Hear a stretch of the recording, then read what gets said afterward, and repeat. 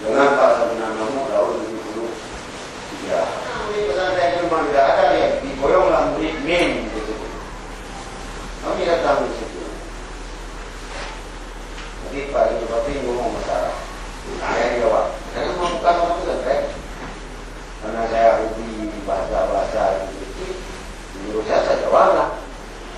Kemudian Pak Bupati mengatakan di depan Bupati, ini besok masuk PDA, karena saya kelas 7 kelas 7 terakhir, mungkin dengan apa naik. Kemudian begitu dengan bin, saya menyatakan kepada orang tua saya tidak mau masuk PDA.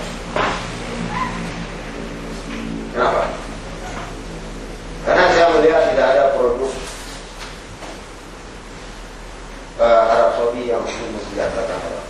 Saya kita katakan. Maka waktu saya masuk SMP, beberapa ulama di Tanah menyatakan kepada orang tua saya bahwa anak kamu saya itu akan jadi kafir.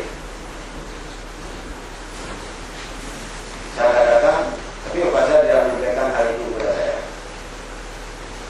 Karena saya bilang sama bapak saya, urusan hidup urusan saya.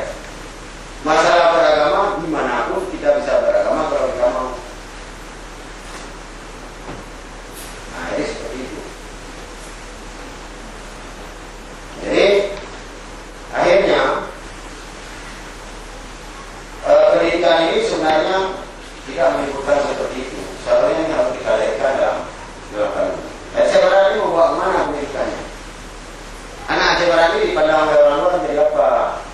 Kalau sama aja dengan orang lain buat tanah, lomba-lomba naikkan nilai di komputer, sama aja kerjanya. Nggak ada yang berani lulus dengan nilai murni.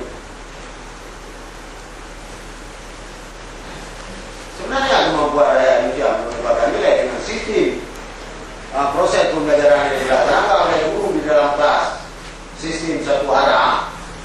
Ini kalau Bapak belum ada interaksi dengan saya, ini informasi yang saya sampaikan oleh Bapak paling tinggi dari 125. Itu sudah berhasil saya sebagai guru.